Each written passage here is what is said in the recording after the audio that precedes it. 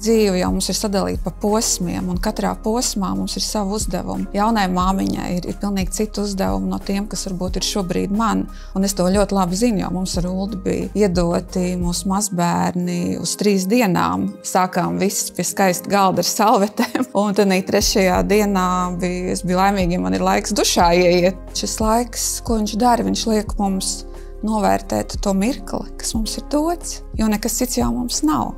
Man patīk, kā man vīrs teica, viņš teica, tu māki to mājas sajūtu radīt jebkur. Vecgadu vakarā mēs viens otram uzrakstam vēstuli, un tad pie tām vecgadu vakariņām mēs nolasam šo vēstuli viens otram par to, kas tajā gadā ir noticis. Tas nosacījums ir, ka viņai jābūt tiešām atklātai. Pat tiešām roku liekot uz sirds, var teikt, ka tā ir tā skaistākā dāvana un tā dāvana, ko es visvairāk gaidu, ja šo vēstuli.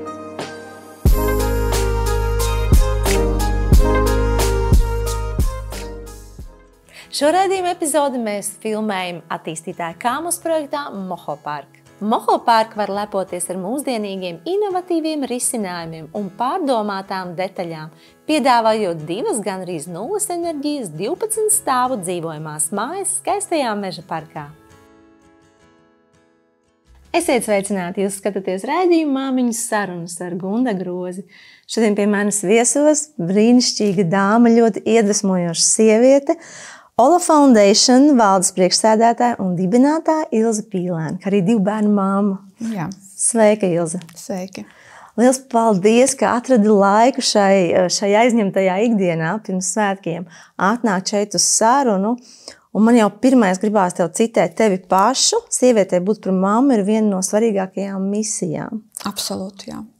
Un tev ir arī tāds liels lepnums, ka tev bērni patiešām arī turpina tavas vērtības, un nesen bija arī tev ieraksts par tavu meitu, kura uzstājās kā eksperte BBC un Bloomberg televīzijās, un tas patiešām arī pie mums ir valstisks notikums, ka mūsu cilvēki no Latvijas tiek citēti ārvalstu mēdījos, un kā tev pašai bija sajūta skatoties uz to visu? Man bija liels lepnums, un labi, ka man meitiņa atsūtīja pēc tam šo ierakstu, jo ja viņa būtu teikusi pirms tam, tad noteikti tas būtu liels uztraukums, jo es varu iedomāties tik miljonu lielai auditorijai runāt tiešraidē un par biznesa tēmām pasaulē.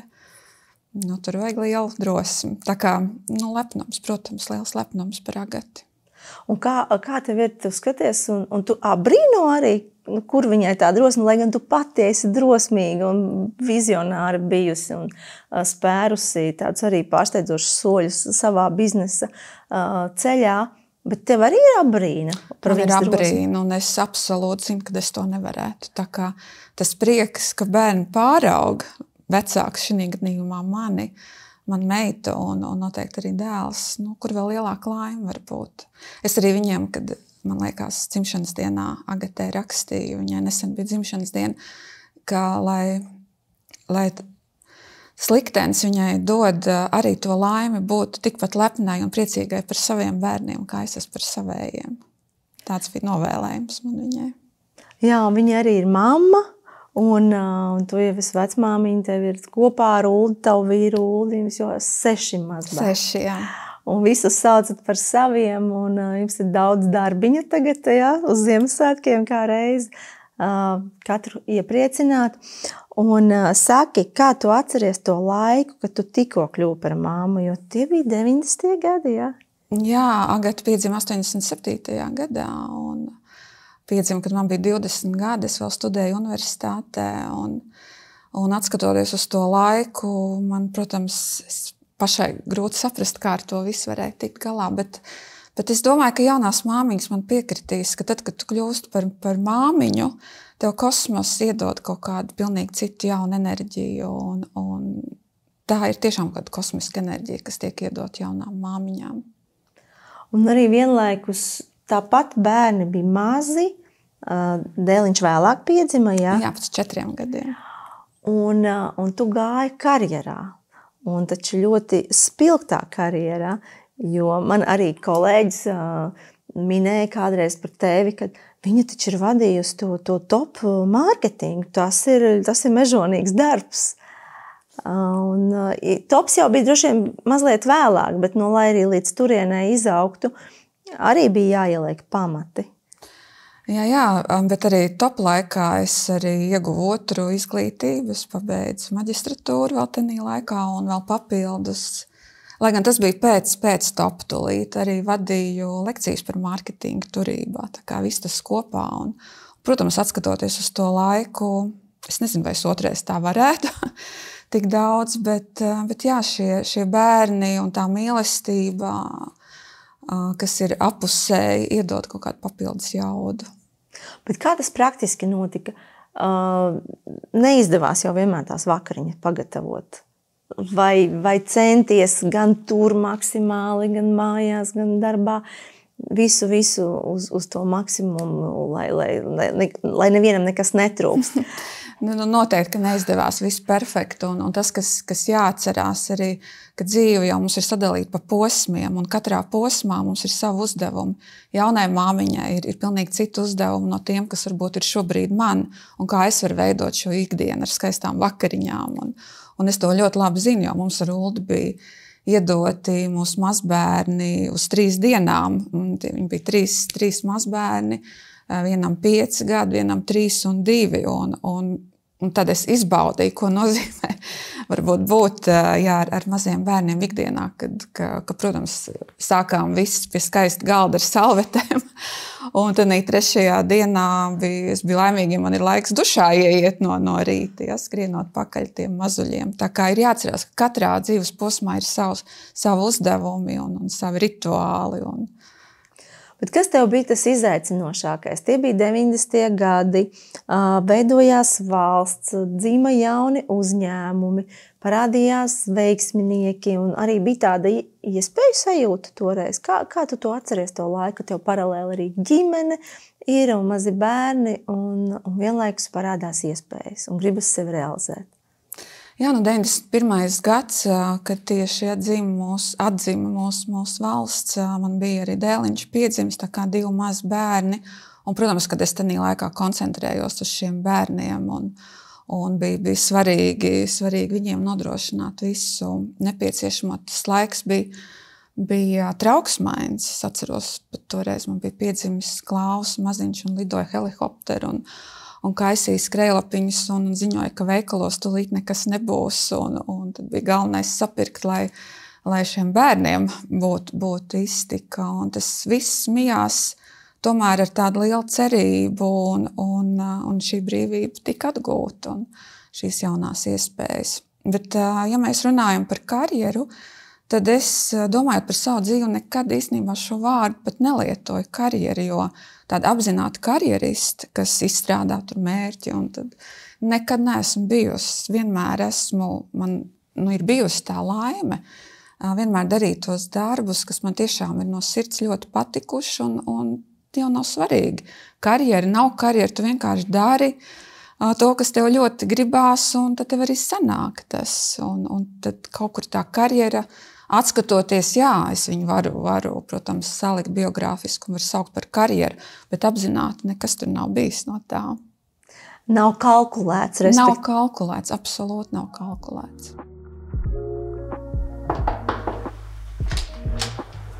Labdien! Droši nāciet iekšā! Kāds ir labākais laiks mājokļa iegādei? Vislabākais laiks mājokļa iegādei ir tad, kad to vajag. Ģimenēm tas var būt saistīts ar ģimenes pieaugumu vai arī varbūt jaunu kopdzīves sākumu, bet no investīciju viedokļa tas ir brīdis, kad ir uzkrāts pietiekoši liels kapitāls un ir diezgan muļķīgi viņu vienkārši krāt bankā bez jebkādas kapitāla izaugsmas iespējas. Kas jāņem vērā, iegādājoties jaunu mājokli? Jaunu mājokli iegādājoties noteikti vajag pievērst ēkas kvalitātei, ēkas energoefektivitātes rādītājiem un, protams, arī attīstītāja reputācijai, jo beigās mēs šo mājokli iegādājamies uz ilgāku laiku un varbūt būs brīdis, kad to vajadzēs arī pārdot. Tādēļ ir svarīgi, ka tas mājoklis arī pēc 5 un 10 gadiem būs pietiekoši labā kvalitātē. Racionāli apsvērumi vai tomēr sajūtas? Kā pieņemt pareizo lēmumu?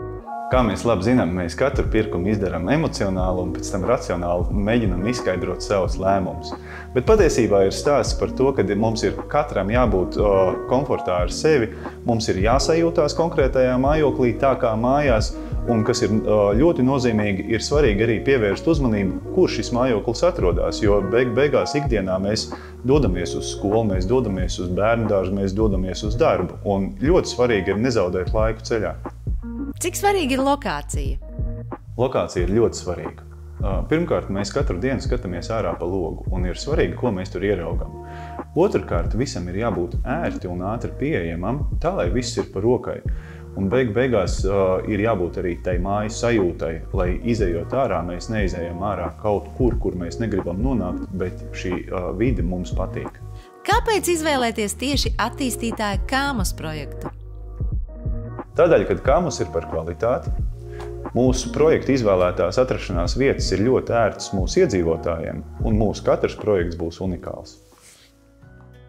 Attīstītāja Kāmas projekts Moho Park var lepoties ar izcilu atrašanās vietu zaļajā pilsētas apkaimē, Meža parkā. Moho Park dzīvokļiem ir raksturīgs izcils dizains un izturīgu dabisko materiālu kvalitāte. Turklāt tiek nodrošināta siltogrīdu apkure visā dzīvoklī un veselīgs mikroklimats.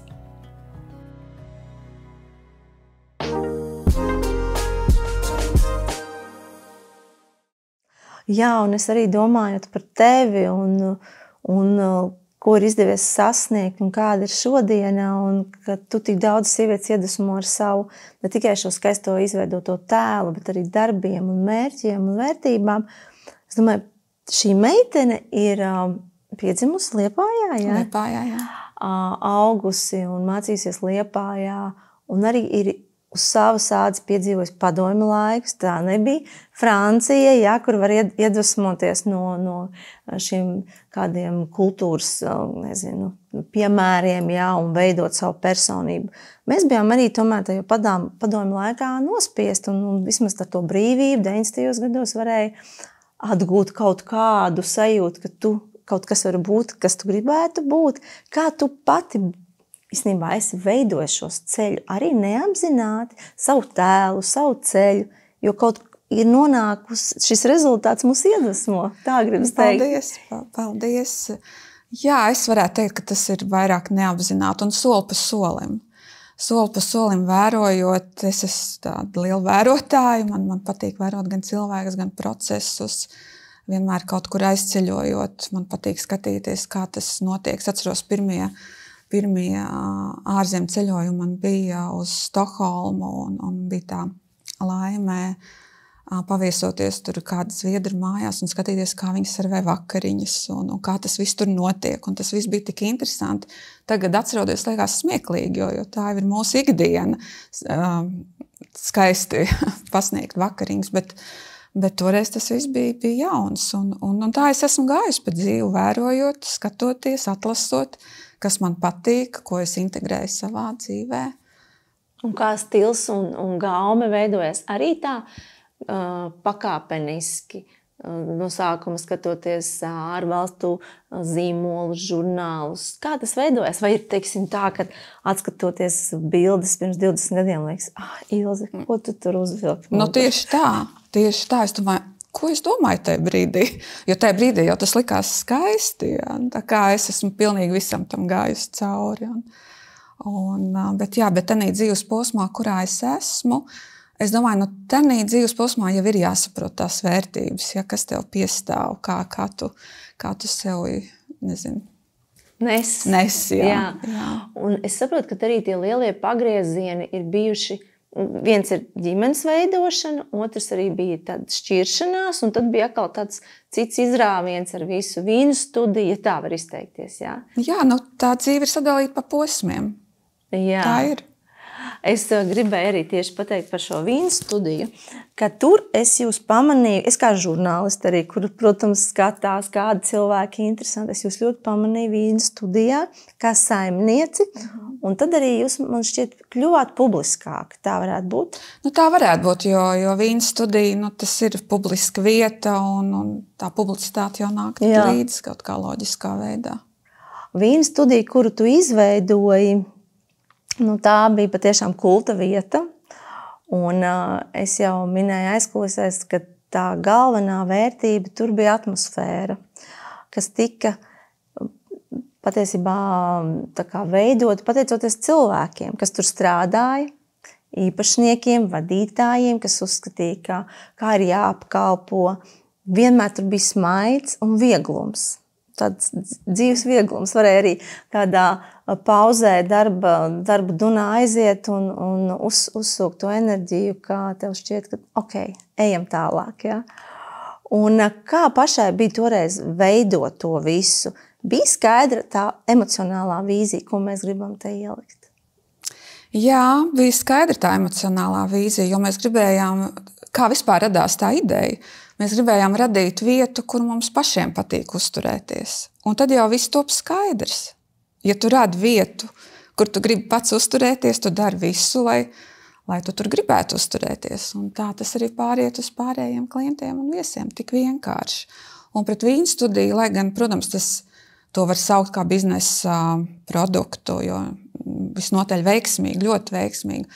Bet sākotnēji un arī darbojoties, es kaut kā atslēdzu šo biznesa moduli sevi un vairāk koncentrējos uz to, ka es gribu radīt vienkārši vietu cilvēkiem, kur viņiem labi justies.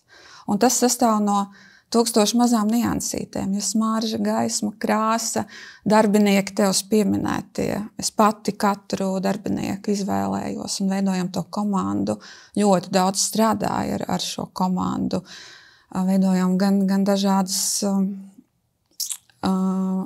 mācības, darba grupas, ļoti daudz roku rokā darbojāmies ar viņiem un uztvēru viņu kā tādu savu ģimeni, nekā darbiniekus. Ka mēs esam ģimene, pie kuras ierodās viesi katru dienu. Bet kā neizdegt, jo šķiet, ka taču visu laiku tas ir svarīgi, un Vīnu studija strādā, piemēram, katru dienu taču strādāja. Jā, katru dienu, jā. Un kopš atver un līdz aizver, viss ir svarīgi, jā? Jā, viss ir svarīgi. Un tepat laikā ir taču arī sava dzīve un savi notikumi. Kā tu varēji izbalansēt, lai saglabātu savas dzīves prioritātes, kur, protams, arī bērni arī tāpat svarīgi un citas savas privātas lietas un neizdegtu tajā visā biznesā? Jā, Vīnu studijas laikā bērni jau bija paaugušies. Jā, bet vienalga. Tas ir tas, ka šo darbu es neesmu uztvērusi kā darbu, bet kā savu dzīvesveidu. Un ja es savu komandu uztveru kā tādu ģimenes paplašinājumu, tas ir tāds viens liels dzīvesveids.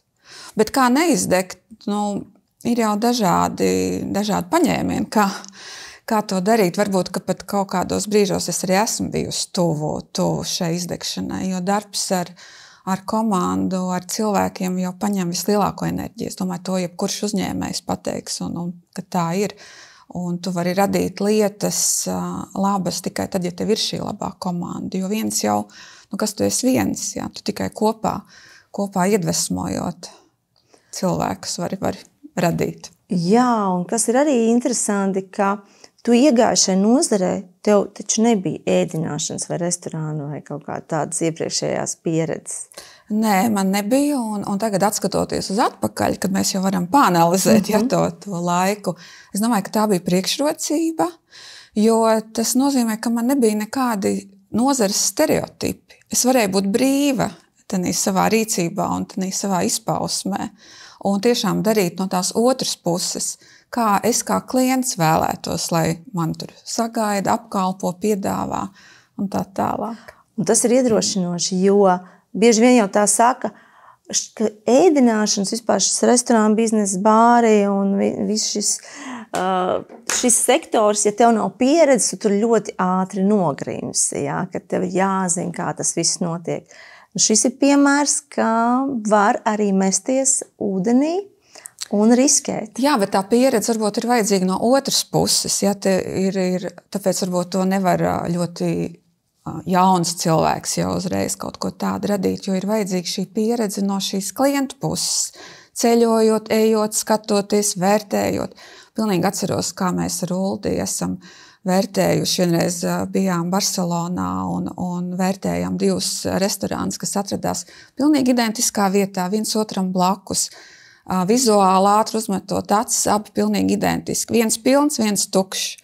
Un tad sākām analizēt, kāpēc tas viens ir pilns un tas tur pat blakus, kas vizuāli pat ir kaut kur līdzīgs, ir tukšs. Un tad mēs sapratām, ka tās tiešām ir 1000 mazās niansītes, kas nostrādā uz šo gala patērētāju un kopumā tad arī veido to atmosfēru un to auru, kāpēc pie viena iet un turpat blakus ir tukšs un neiet. Redzi, Ilze, tu droši vien kā racionāla sieviete visas šīs 1000 lietas bija apzinājusies, aptuveni savā galvā sarakstījusi, un tā nav nejaušība, tas bija analizēts. Jā, varbūt tas tādā dabīgā veidā, jo, protams, šautu uz aklo tukšumā, visticamāk, varbūt, ka var trāpīt mērķī, bet ļoti liela varbūtība, ka netrāpīs. Protams, šī pieredze ir vajadzīga, bet viņa ir no citas puses pieredze. Jā, un vai tu esi cilvēks, kuram patīk izaicinājumi, un jo sarežģītāk, jo labāk? Jo, piemēram, tas bija izaicinājums atkost, kā cilvēkiem uzbūt šo atmosfēru, šo vietu, kur gribas būt. Jā, tas, protams, bija izaicinājums. Pirmkārt, jau pašai priekš sevis pārbaudīt, vai tiešām es to varu. Bet tā, ja atgriežos pie tava jautājuma sākuma, vai man gribās tādas ļoti lielas kaut kādas, nē, visticamāk, ka nē. Man patīk riskēt, bet tādu apzināto risku, kur tu tomēr saproti, kur tu izvērtē arī, ja tev gadījumā neizdosies, kas notiks tajā gadījumā. Jā, tu esi arī minējis kādā intervijā, ka tev bija ļoti svarīgi jau no mazotnes veidot tādu patstāvību, lai tu spētu pati ar visu tikt galā. Jā, tas rūdījums man nāk no bērnības, kad es diezgan āgri sapratu, ka viss, ko es dzīvē paveikšu, tas viss ir atkarīgs no manis. Un principā ļoti labi, ka bija šāds rūdījums, jo, ja es tagad domāju, tad principā mēs jau katrs pats esam atbildīgs par savu dzīvi. Un mēs nevaram gribēt, lai kāds no malas mums tagad kaut ko atrisina vai iedod. Pamatos mēs katrs pats atbildam par to, kas mēs esam un kā mēs veidojam šo dzīvi. Bet tā ir liela dāvana to apzināties un neiet tādā upura lomā. Ja tu saproti, ka tu esi atbildīgs, tad viss ir tavās rokās. Viss ir tavās rokās, jā. Un attiecīgi tu saproti, ka būt tādam sarūgušam tev nav izdevīgi, jo tev izdevīgāk ir būt priecīgam un skatīties uz dzīvi no gaišās puses, jo tad dzīve ar tevi vairāk sadarbojas. Jā, tieši tā, un tas pats arī par attiecībām runājot. Mēs jau neviens nemeklējam attiecībās problēmas, vai satiekot kādu cilvēku, mēs jau nemeklējam tagad problēmu, ja mēs gribam vienkārši skaisti kopā dzīvot un baudīt šo dzīvi un padarīt labas lietas un nākt virsū otram ar savām problēmām. Es domāju, ka mēs jau katrs droši vien zinām tādas situācijas vai draugos vai paziņās, kur mēs satiekam cilvēks, un viņš uzreiz nāk un stāst visas savas sliktās lietas un cik viss ir slikti un kā, bet jautājums, ko tu dari, lai nebūtu tā? Jo runāt jau mēs katrs varam. Mēs katrs varam atrast sliktās lietas tūlīt, vai ne? Bet ko tas dos? Mūsdienas zobārstniecības iespējas piedāvā lieliskus risinājumus, ja nepieciešams aizvietot trūkstošo zobu.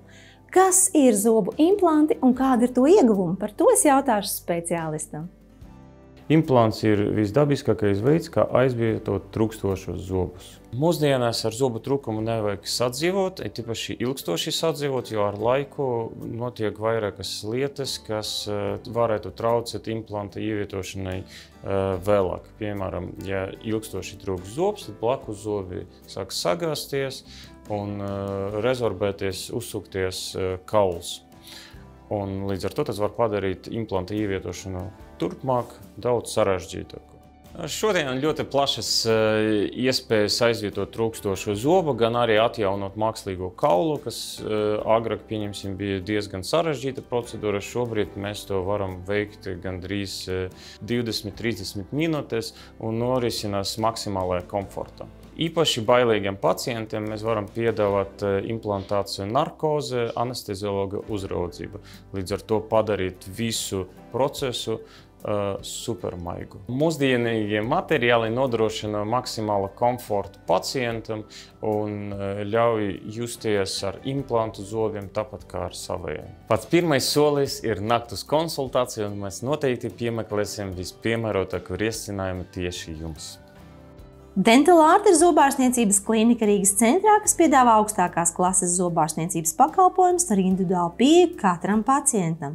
Klīnika specializējas gan profilaktiskajā, gan estētiskajā zobārstniecībā, piedāvājot pilnu pakalpojumu klāstu vienu vietu, sākot ar regulārām pārbaudēm, zobu plombēšanas un higienista pakalpojumiem, līdz zobu restaurācijai, implantoloģijai, zobu balināšanai un smaida estētikas uzlabošanai ar venīdiem. Klīnika lepojas ar uzticību, ko tai gadu laikā izrādījuši pacienti, kā arī ar lielo skaitu sabiedrībā zināmu smaidu, par kuriem klīnikas ārstiem ir bijusi iespēja rūpēties. Dental Art ik viens pacients saņem rūpīgu un sirsnīgu apkalpošanu un ārstēšanu, kas pielāgota katra pacienta vajadzībām un vēlmēm. Kas ir tas, kas tev palīdz uzturēt sevī šo optimismu un pozitīvismu? Katram jau tagad ir tie savi mazie knifiņi, jo laiks ir diezgan izaicinošs. Gan pēdējie gadi jau nevaram saskaitīt. 5 laikam būs pavasarī, februārī. Un tad katrs meklē to savu gaismiņu. Viens samazina informāciju, viens sargā savu enerģiju, lai man tā kā būtu tur, kur man ir labi, vai vairāk uzturās mājās, vairāk sporto. Kā tu uzturi sevī to pozitīvismu, lai viņš patiešām tev būtu dabisks, lai nav tikai sev mākslīgi jāsaka, es skatos uz dzīvi no gaišās puses? Jā, es piekrītu arī tavam visam iepriekš nosauktajam. Tās ir ļoti labas metodas, un arī es tās izmantoju. Es skatos, kur es varu ieraudzīt to dzīves gaišo krāsu, un skatīties uz tām lietām, kur pieliekot kaut kādu savu darbību, kuras es varu mainīt. Jo tās lietas, kuras es nevaru mainīt, es viņas nevaru mainīt. Ja? Ko dos, ja es visu dienu sēdēšu un vaimanāšu par tām lietām, ko es nevaru ietekmēt. Jā. Tā es mēģinu to nošķirt, bet es arī principā pieturos pie tā, ka es kaut kādu daļu ziņas atslēdzu un neesmu visu dienu tur telefonā. Tas, protams, nebija iespējams sākoties karam, tad mēs visi vai nebijām Ukrainas karam sākoties. Bijām telefonos, bet tad pamazām ir tomēr kaut kā jādzīvo tā savu dzīvi un jāturpina mums iedvesmot vienam otru. Un tas jau nemazina to empātiju, kas mūsos ir iekšā, un to milzīgo sāpu par tiem cilvēkiem, kas, redz, man pat nevar parunāt par to, jo tā sāp jau tur ir iekšā, bet jādzīvo mums ir šodien pašiem. Jā, man bija tāds viens jautājums, kas ir it kā vēlāk, bet man gribas jau tagad to uzdot. Jūs arī, Uldi, esat abi tādi vizionāri. Un kā jūs redzat šo laiku? Kam ir svarīgi pievērst uzmanību? Ko darīt un kādas vērtības sevī kultivēt? Es domāju, jūs par to daudz mājās runājat.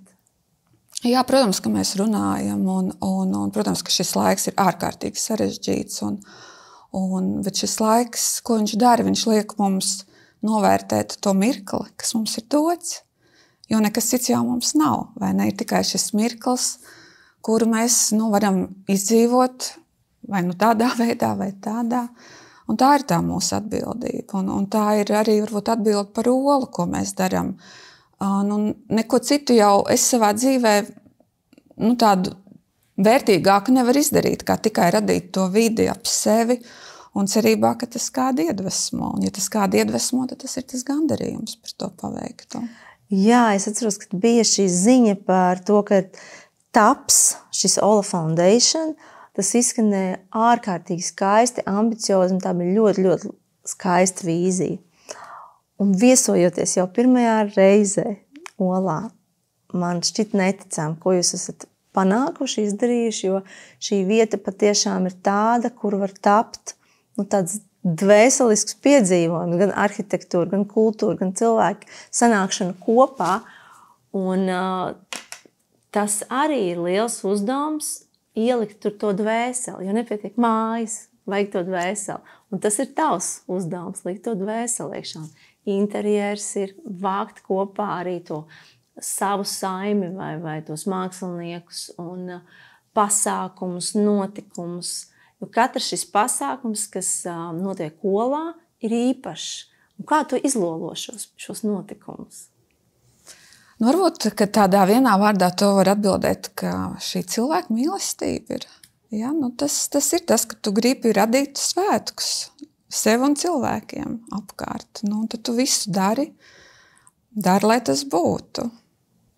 Bet tev taču arī vienlaikus gan uzdevums un atbildība, gan no otras puses arī dvēselisks piepildījums esot tur. Gan protams, abējādi. Tā ir tā enerģijas apmaiņa. Protams, ja tas būtu tikai vienā virzienā, ja es tur dodu, un tad visticamāk tas kaut kad beigtos ar nespēku vai izdegšanu. Bet nē, tā jau ir milzīga enerģijas apmaiņa, ko es jūtu gan no mūsu viesiem, gan no māksliniekiem, kas koncertē un saka labus vārdus.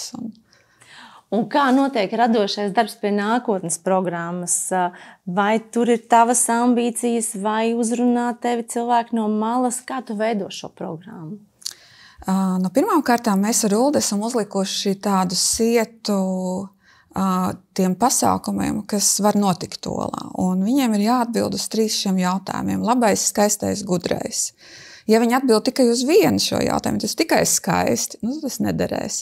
Ja atbild uz visiem 3, tad tas jau iziet cauri tam pirmajam sietam, ka tas varētu notikt olā. Un šo gadu laikā jau ir ļoti labas attiecības izveidojušās gan ar māksliniekiem, gan mūziķiem. Viens iesaka otru, un tādā veidā tas mīļai darbojās. Un man pat patīk teikt, ka Ola pati veido šo programmu, ka mums tikai tā mazliet jāpiestūrē un jāpastutē, bet principā tas pats ripo un veidojās. Tieši aiz tā, ka kāds viens iesaka nākamo, un ja iziet šim sietam cauri, tad tas ir Olā. Un viesmīlība tevī, tas ir arī izkopts, vai tas tev ir no bērnības? Es domāju, tā cilvēka mīlestība droši vien ir kaut kā viss mans dzīves garumā, droši vien izkopta, tā es varētu teikt, jo no bērnības grūti pateikt, kas tur bērniņam ir, bet jā, tagad apzināti es to varu teikt, man tiešām ir liela cilvēka mīlestība un tā vēlme dot to labo. Kopt attiecības. Un kā jūs kopjat attiecības ģimeniski? Tur arī droši vien savi rituāli un tas, ka tu piedomā pie sīkumiem. Padalies, lūdzu, kā tu veido šo ģimenisko siltumu? Pirmkārt, mājas ir ļoti, ļoti svarīga vieta, kur patiešām mēs varam būt mēs paši un kur šī vide, kur var attiet no tās spraigās darba dienas, ir ārkārtīgi būtiski. Un, protams, ka tie lielākie svētki man ir tad, kad ģimene ir viss kopā, tagad būs Ziemassvētki un bērni būs pie mums un būs pilna māja. Tie ir tās virsotnes, tai manai labsajūtai. Bet ikdienā tie ir skaisti vakari, tie labākie vakari ir, ka mēs ar Uldu kopā varam gatavot vakariņas un atvērt vīnu pudeli un iedzert šo vīnu glāzi pie vakariņu gatavošanas. Bet atkal jāatceras, ka šobrīd mēs esam tādā posmā, kad mēs to varam atļauties, ka tiešām tie bērni ir lieli un mazbērni ir katrs savā ligzdiņā, un mēs varam baudīt šo skaisto dzīves posmu, kad māja ir kārtībā un galds ir skaisti saklāts. Jā, kad tev sāka parādīties tā sajūta, ka es gribu dzīvot sev?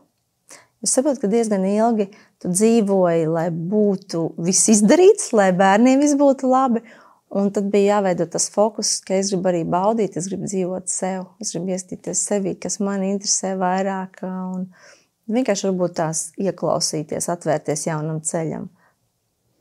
Tas, es domāju, kad ir saistīts ar tiem dzīves posmiem. Ja sākumā mēs esam bērniņš, tad mēs pieaugam pusaudzis, tad nāk pirmās mīlestības, jauna māmiņa, un šobrīd es esmu tādā dzīves posmā, kad es varu atskatīties jau uz paveikto, ir zināms miers par to iestājies, es saprotu, ko es varu izdarīt, es saprotu, ko es nevaru izdarīt.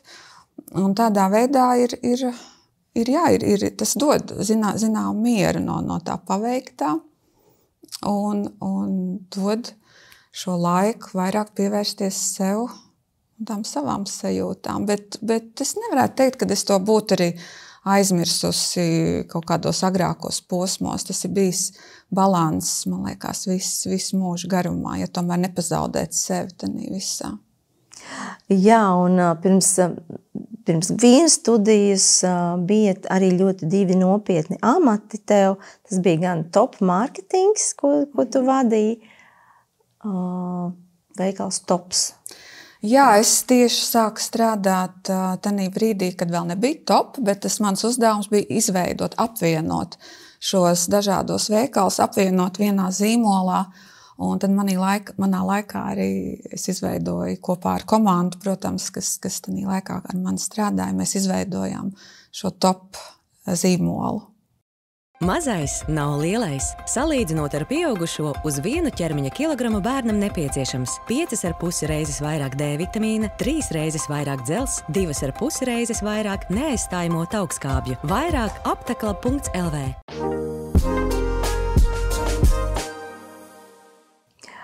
Un kā ir būt vadītāji? Kā tu mācījies kļūt par labu vadītāju? Jo tas arī nav nekas pašsaprotams. Lai vadītu komandu, tā ir īstenībā liela māksla. Tu nevar būt pārāk skarbs, bet tu arī nevar būt pārāk tā kā vaļīgs. Jā? Un, lai dabūtu to rezultātu, ir jāsaprot tā vadītāja meistarība. Kā tu to apguvi? Es domāju, ka tur ir tāds viens labs atslēgas vārds. Ir jāpanāk cieņa no šīs komandas pret tevi. Jo, ja tu nedabūsi šo cieņu, tu vari tur izpildīties visādos veidos, un es domāju, ka visticamāk tas nestrādās. Bet, ja komanda tevi ciena, un jūs kopā vienojaties uz šo mērķu, ko jūs ejat, tad tas viss arī strādā. Un jautājums, kā panākt šo cieņu? Tad, kad tu esi viens no komandas, ka tu neuzliec sevi kaut kādā augstākā direktīvā un tagad priekš tevis strādās, bet tu esi viens no.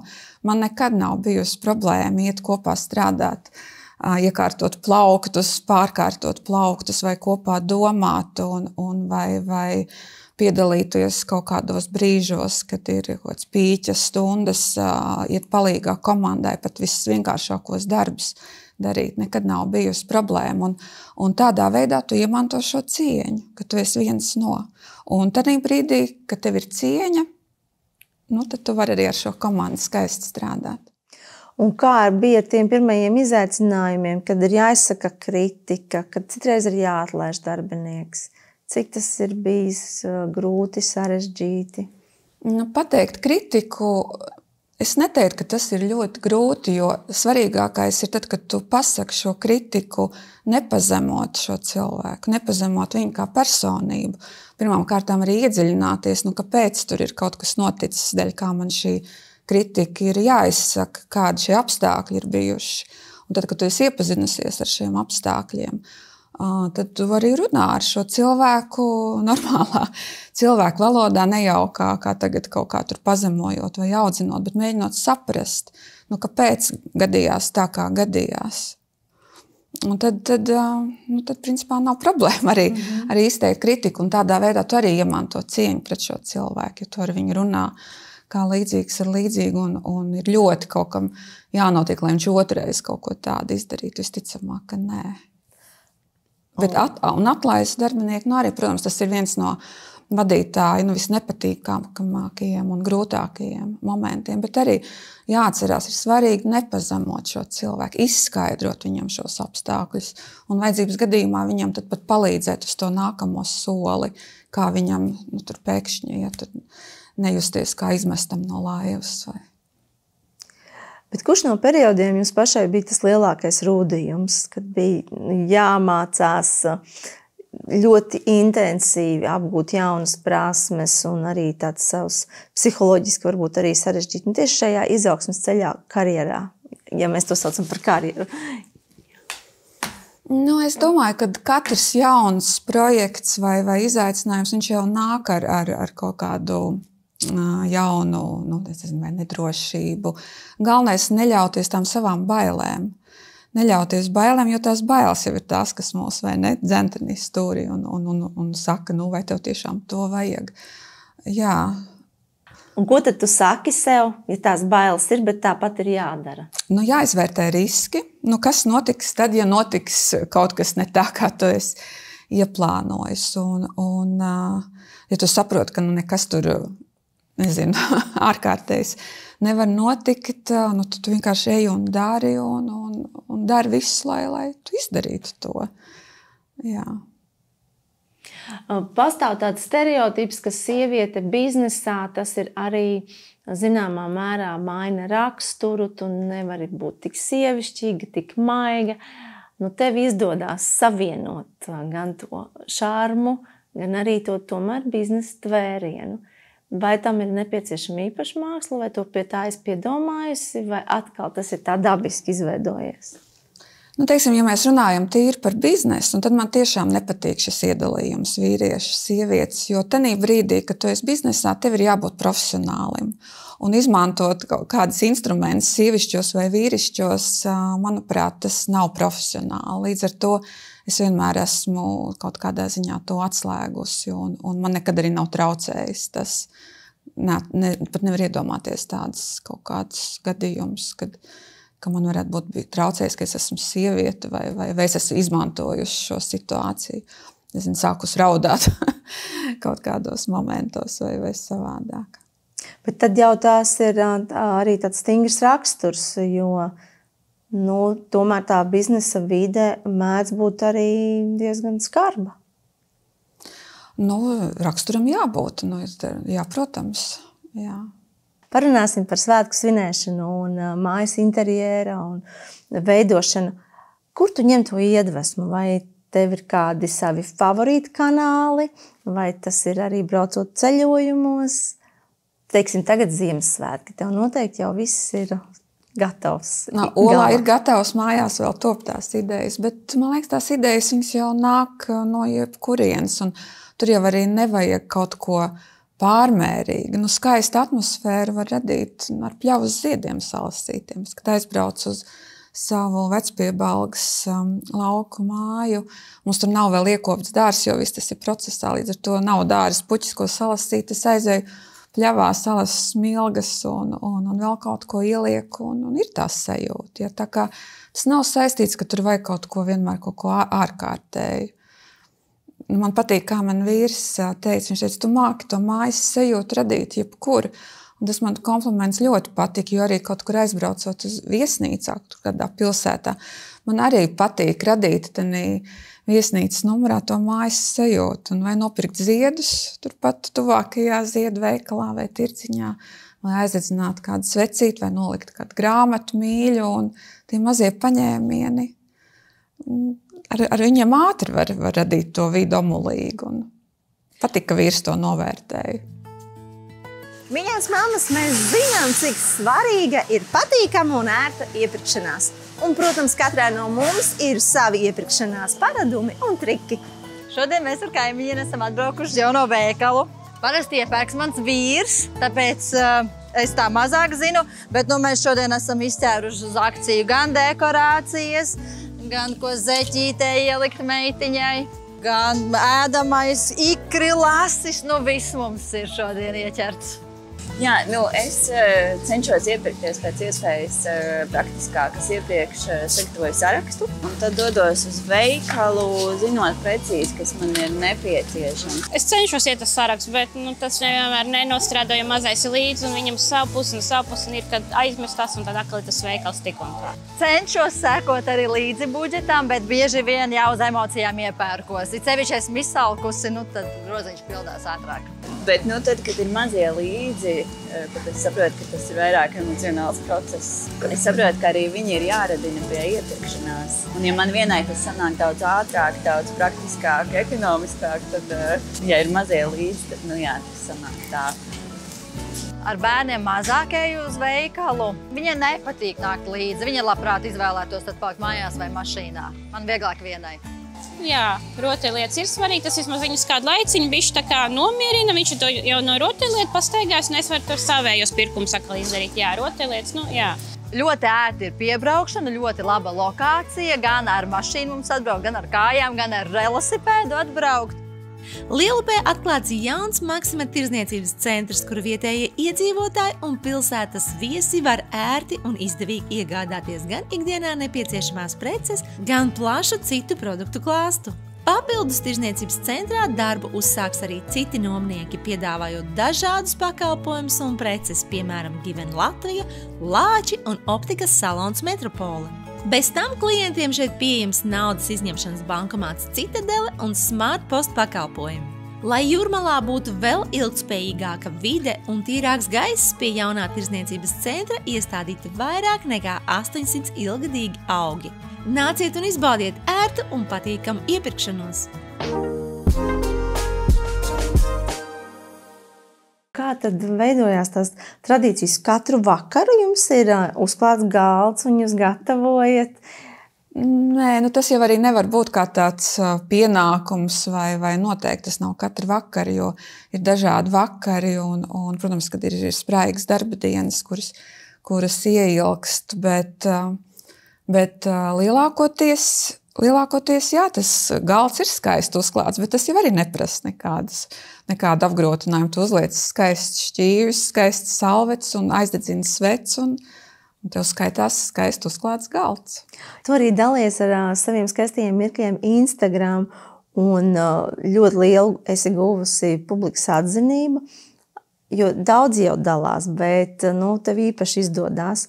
Saki, kā tev uzrunā šī Instagram platforma un ko tu gribi tur likt un ko tu tur tomēr saprati, ka tu negribi tur likt, jo tev katrs ir izdomā savus spēles noteikumus un izmanto šo platformu, kā viņš to uzskata par vajadzīgu. Jā, man liekas, kā man gribētos, ka mēs no šiem ierakstiem gūstam iedvesmu, dažādi iedvesmu, vai no ceļojumiem, vai no galda klājumiem, lai tad, kad tu paskaties to cilvēki ierakstu, un lai tev ir kaut kāda pievienotā vērtība tam. Ar tādu, teiksim, to filtru es attiecos pret šiem saviem ierakstiem. Jā, un ja tas kādi iedvesmos, protams, priecājos. Un kas bija tev pašai pēdējais tāds notikums, kas tev īpaši saviļņoja, vai kultūras, vai ceļojums, kad šķita jau, ka vairs nekas nepārsteidz, bet bija patiešām tā, ka grūti aizmigt? Jāpadomā tagad. Jā. Tas ir tagad jāpadomā, jo tas noteikti ir saistīts ar kādiem kultūras piedzīvojumiem. Kā viens no pēdējiem, es domāju, ka vienmēr katru gadu saviļņo šis Zalcburgas operas festivāls, kur mēs apmeklējam jau daudzus gadus. Un tas ir tāds, es pat viņu saucu kaut kādā ziņā, tāds mūsu kultūras svētceļojums. Un beidzās ikgadējais, es jau gaidu nākamo. Līdzīgi man ir ar Venēcijas mākslas bienāli, kur arī mēs jau apmeklējam jau 11 gadus, gadu no gada. Un arī vienmēr jau braucot, lidojot mājās no Venēcijas, jau gaidu nākamo gadu. Forši, ka ir tādas tradīcijas, kas ir izveidojušās gadu no gada, un tad jau tu zini, ko tu sagaidi, kas tev priekšā, un tādā veidā jau tu pats formē savu dzīvi. Un tev jau ir tie notikumi, kur tu zini, ka tu būsi laimīgs tajos notikumos. Jā, tu būsi laimīgs, bet tur ir vēl viena pievienotā vērtība. Tad, ja tiešām to dara gadu no gadu, kā ir Venēcijas bienāla un šis Zalcburgas festivāls, mākslinieki jau ir tie cilvēki, kas ļoti sensitīvi jūt šīs izmaiņas gaisā, un tas parādās caur viņu mākslas darbiem. Bieži vien mākslinieki ir tie vēstneši tiem signāliem, ko mēs vēl nemaz nejūtam. Es runāju par īstiem māksliniekiem, tie, ko tiešām mākslinieks ar lielo burtu, ko var saukt. Un ja tu katru gadu brauc, piemēram, uz šīm Venēcijas bienālēm, kur no visas pasaules mākslinieki izstāda savus darbus, mēs jūtam šīs tendences gaisā, kas notiek pasaulē. Un tas ir ārkārtīgi interesanti, un tas rada šo intrigu, kas tad būs šogad. Ko mākslinieki mums grib pateikt. Un to es arī minēju, cik liela laime ir satikt savu cilvēku, ar kuru tu vari būt uz vienu viļņu.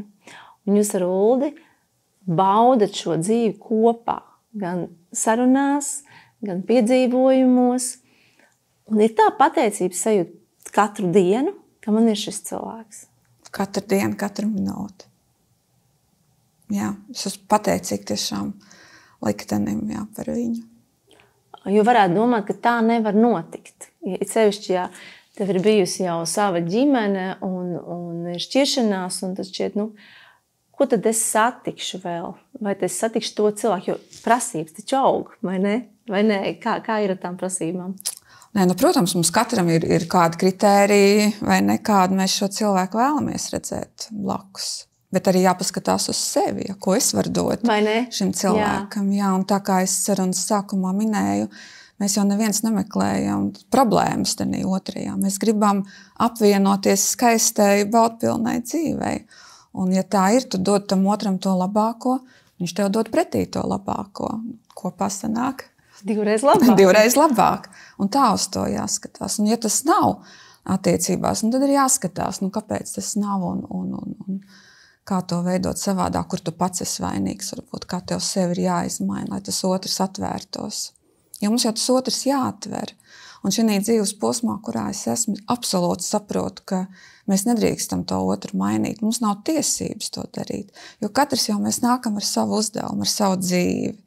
Un ar kādām tiesībām mēs varam iejaukties tā otra dzīvē. Vai ne? Mēs vai nu viņu pieņemam un atveram viņu tai viņa labākajai versijai, vai nu tad, visticamāk, tur nesanāk tā skaistā koba dzīve. Jā, bet šķirties tas arī ir smags solis, un tu pat esi dalījusies, ka tas bija arī ļoti ilgs lēmums, un tas nav viegls lēmums. Un citreiz jau atkal ir tā, ka sievietes ilgi domā, ar gadu nepietiek. Un pat pēc tam paiet vairāk gadu un domā, varbūt vajadzēja tomēr. Kā tev šķiet, tas tomēr ir tāds liktenis, vai sevi ieklausoties, mēs varam saprast to pareizo lēmumu? Es domāju, ka ieklausoties savā sirdī, kaut kādā brīdī atnāk tas pareizais lēmums. Jāklausās tenī savā sirdī, jo tas prāts jau ir tas, kurš mums saka, bet vai tu tur varēsi, vai kā tev tur būs, ja? Un tad tā sirds tajā brīdī skumst. Ja? Bet, protams, katrs gadījums ir absolūti individuāli vērtējams, tur nevar dot kaut kādu pamācību vai recepti, vai tur katrai sievietei pašai jāsajūt. Es par saviem lēmumiem šiem esmu ļoti pateicīga, neesmu nožēlojis nevienu sekundi, un arī savam vīram bijušajam esmu devusi brīvību, un viņš ir izveidojis veiksmīgu ģimeni, un tikai priecājos skatoties. Tā kā divi laimīgi cilvēki, un kopā mēs būtu, visticamāk, nebūtu laimīgi. Jā, starp citu, man arī šai raidījumā ir to teikusi neviena sieviete, kā šķiršanās bija mans labākais lēmums, lai cik tas varbūt izklausītos traki.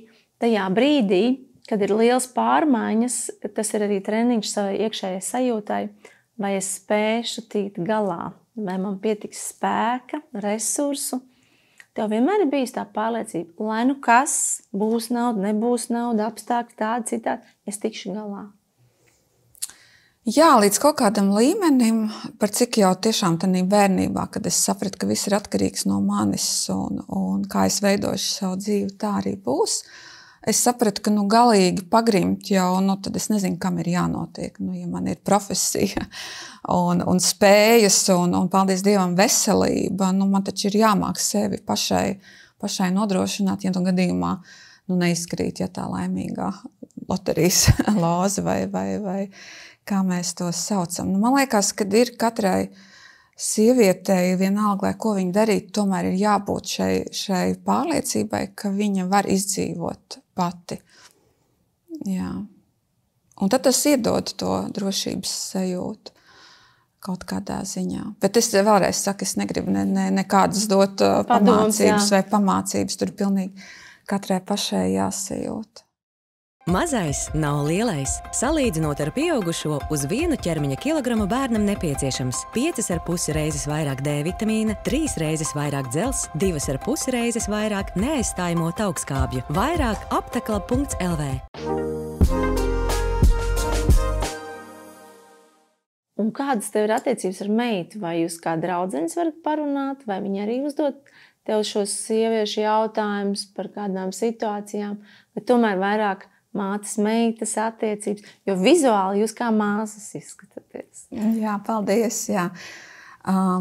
Es domāju, ka tas attiecību modelis mainās. Ir brīži, kad mēs esam draudzenes, bet tad ir atkal brīži, kur viņi no manīm sagaida, lai es esmu kā mamma, un es arī tad esmu kā mamma, jo tie jautājumi dzīves garumā un tās situācijas jau mainās un ir ļoti dažādas.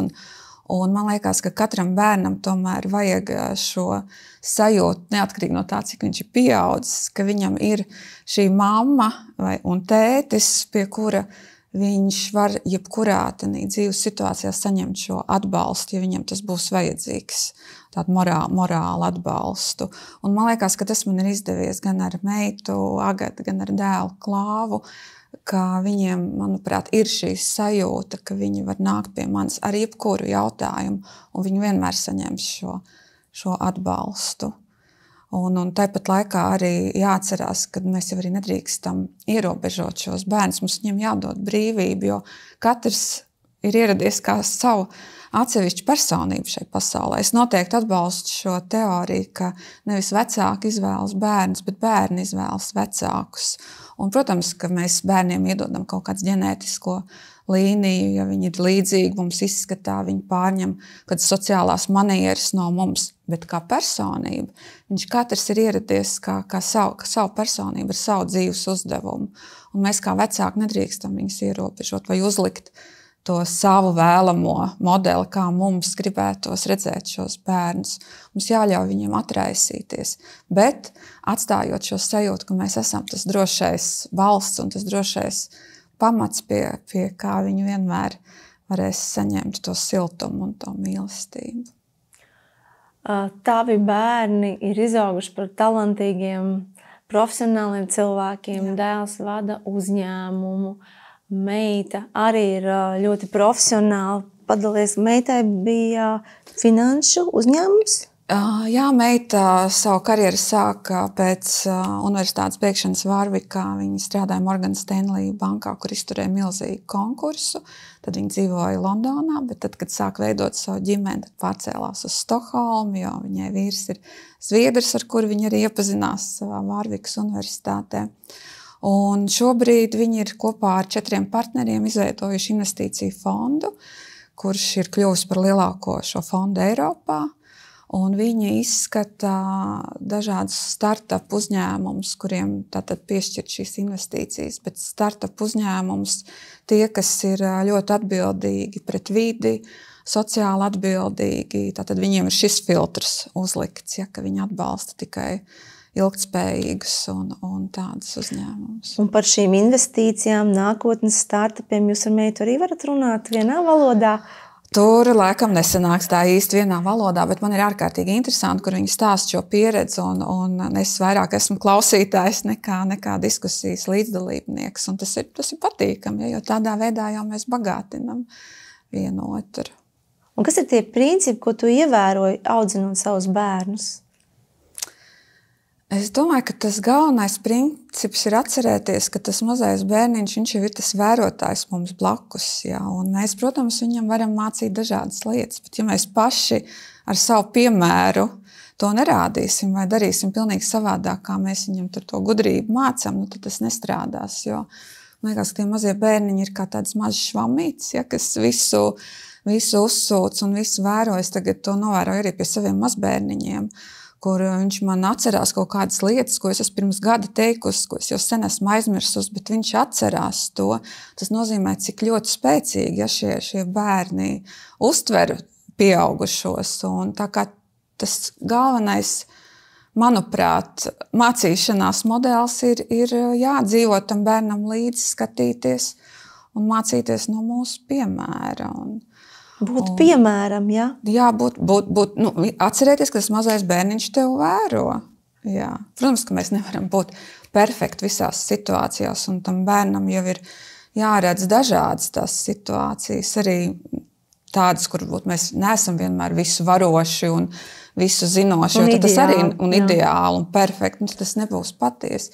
Es atceros tagad ar tevi runājot, vienu momentu Liepājā, kad mēs vēl dzīvojām. Es atnācu vienā vakarā no darba mājās, kaut ko sakreņķējusies un kaut kas nebija gājis tā, kā vajag, un iegāju vannā. Jo tā vanna man vienmēr ir bijis viens no relaksācijas veidiem. Un mans dēls Klaus tajā brīdī bija mājās. Viņš redzēja, ka mamma ir atnākusi ne tādā omā un sakreņķējusies. Un es tagad iznāku no tās vannas, atveru durvis, un tas mazais, viņam bija kaut kādi, 7 gadi, 8 gadi. Viņš stāv ar mazu ievārījumu bulciņu, kurā ir iesprausta svecīta aizdedzināta. Un viņš man saka, mamma, es negribu, ka tu esi bēdīga. Un viņš bija to bulciņu aizskrējis, nopircis par savām mazām naudiņām, tur pateicis stūrā veikalā. Un tas piemērs man tik ļoti palicis atmiņā. Ja, pirmkārt, viņš ir redzējis, ka es kaut kādās līdzīgās situācijās. Ja. Un, tā arī ir tā atbilde, kā audzināt bērnus. Jā, vienu arī piemēru atcerējos, kā, teiksim, kā no savu piemēru es varu pastāstīt. Ir jau kaut kādas tēmas, ko bērnam varbūt grūti ir tā aci pret aci izrunāt ar vecāku. Un tad es nezinu, kādā veidā mums tas bija ieviesies, bet kā man dēls un savam tētim viņš rakstīja vēstules par tēmām, ko viņam tā kā bija grūti aci pret aci pateikt. Un man liekas, tas arī ir labs veids, kā tu tai bērnu sirsniņai var tikt tuvāk klāt. Un viņš tajās vēstulēs bija ļoti atklāts tur par dažādām kaut kādām lietiņām, kas noticis. Un tad mēs arī rakstījām atpakaļ un to vēstulīti ielikām. Un tādā veidā tika nokomunicēti tie sensitīvie kaut kādi jautājumi. Man liekas, man tas strādāja. Jā, kāds veids. Viņam bija vecums? Tas arī bija tie 70 gadi kaut kur tā, maziņš. Jā, svarīgi ir saglabāt šo atklātību par bērniem un nesodīt viņus, kad viņš nāk ar to savu lietiņu, bet uzklausīt un rast viņam to silto sajūtu, ka viņš tiek uzklausīts un ka viņam netiek pārmests. Kā ir ar standartiem? Man šķiet, ka tev ir ļoti augsti standarti. Es saprotu, ka citādāk nevar. Tas ir tas, kā tu redzi šo pasauli, kā tu to gribi veidot ap sevi. Bet ne visiem tas ir viegli, droši vien, esot tavā tuvumā. Jo tu gribi turēt tos standartus. Un kā tu arī tos standartus ievies ģimenē, jo arī katrs aiz sevis tur kaut ko nomazgāt raukus vai noliek māc. Es nezinu, es minu. Nezinu, tā. Man grūti pateikt par tādiem standartiem. Tas kaut kā tā ir iegājies. Nav tā, ka es izsludinu standartus un tagad visiem jāievēro. Varbūt kādās darba attiecībās, jā, tur tiešām tā latiņa ir uzlikta augsta un mums kopā ar to komandu ir jāsasniedz tā latiņa un ir kaut kāda brīža, droši vien, ka tas varbūt, ka nav viegli, bet kas ir viegli, jā, vai arī vajag viegli. Jā, mums jau vajag to mērķi sasniegt un tas mērķis, kad ir sasniegts, prieks ir visiem. Un galvenais šos standartus tevis minētos, lai gan man pašai tos tā grūti definēt, svarīgi viņus kopā darīt ar to komandu. Jā. Kā ir ar mācīšanos? Šis ir laikmets, kurā nemitīgi jāmācās, jaunas iemaņas, prasmes, ir gan digitālās attīstības vilnis un mākslīgais intelekts un tā tālāk. Tev patīk mācīties jaunas lietas un izaicināt sevi šiem izaicinājumiem? Man patīk apgūt tās lietas, kas atvieglo man ikdienu. Un arī, kas ļauj iet līdz laikam. Arī tevis nosauktie piemēri. Jā, ir jābūt tanī pulsā, tanīs tendencēs iekšā. Un noteikti ir vesela virkne jauna lieta, kuras saprotu, kad visticamāk man tas ies garām. Ka ne man tas vairs interesē, ne arī varbūt es to spēšu pielietot. Bet tādas praktiskās, jā, man patīk. Atvieglot dzīvi. Kāpēc to nedarīt, ja to var darīt? Un par ko ir ilgas, varbūt domājot par nākamo gadu un par saviem sapņiem, ko gribas piedzīvot? Tas tāds mazliet kā vēstule Ziemassvētku vecītim, bet jau pieaugušās Ilzas. Man ļoti gribās, lai pasaule atgūst šo mieru. Es domāju, tas ir pāri visam, lai mēs Latvijā jūtamies droši, lai izbeidzās tās kara šausmas. Nezinu, kā tev vadot, lai tas būtu. Arī vairāk būtu tās sajūta, ka pasaule ir laba vieta, kur būt. Jā, ka laba vieta, kur būt, un pasaule ir tik skaista, un tas, kas šobrīd notiek, lai tas ātrāk izbeidzās. Ilze, varbūt tev var jautāt, kas ir skaistākā dāvana, ko gribētu saņemt?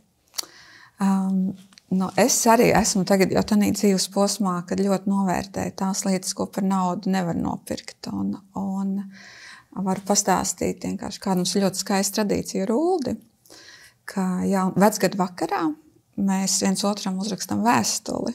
Un tad pie tām vecgadu vakariņām mēs nolasam šo vēstuli viens otram.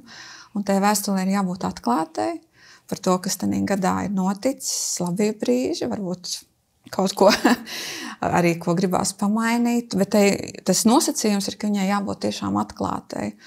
Un pat tiešām roku liekot uz sirds, var teikt, ka tā ir tā skaistākā dāvana un tā dāvana, ko es visvairāk gaidu, šo vēstuli. Jā, un tas mums jau ir man liekas, jau kāds 10 gadus jau mēs tā darām. Jā. Fantastiski. Ļoti, ļoti iedvesmojoši. Ilze, es tev gribu paldies teikt ne tikai par šo sarunu, bet vispār, ka tu vēro skaistumu, vēro iedvesmu un arī šo sajūtu, ka mēs varam, mēs sievietes varam. Un arī varam veidot skaistas attiecības. Paldies tev! Jā, paldies! Un es tev gribu teikt paldies arī mūsu atbalstītāju, kosmētikas zīmolu Bioderm. Tas jau noder, jā, paldies! Kosmētika Tavai Acezonai. Jā. Paldies, paldies! Un arī no manis grāmata Viņas vārdi. Tu arī ierakstu man lūdzu. Jā, tas būs arī ierakstu. Paldies! Paldies, brīnišķīga grāmata noteikti. Tā kā, paldies! Paldies, skatītāji, ka bijāt kopā ar mums. Mēs bijām šeit attīstītāja Kāmas projektā Moho Park. Līdz nākamajai reizei. Vislabāk! Atā!